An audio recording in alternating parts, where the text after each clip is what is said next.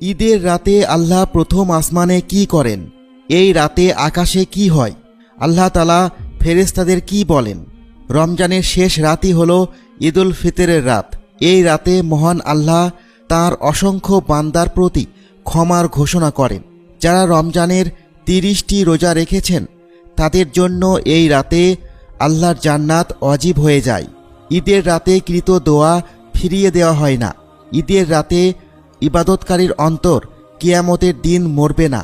হজরত আবু উমামা বাহিলি রাদিয়াল্লাহু তাআলা আনহু বর্ণনা করেন, নবী করিম সাল্লাল্লাহু আলাইহি ওয়াসাল্লাম বলেন, যে ব্যক্তি 2 ঈদের রাতে আল্লাহর কাছে সওয়াব প্রাপ্তির নিয়তে ইবাদত করবে তার হৃদয় সেদিনও জীবিত থাকবে যেদিন সকল হৃদয়ের মৃত্যু ঘটবে।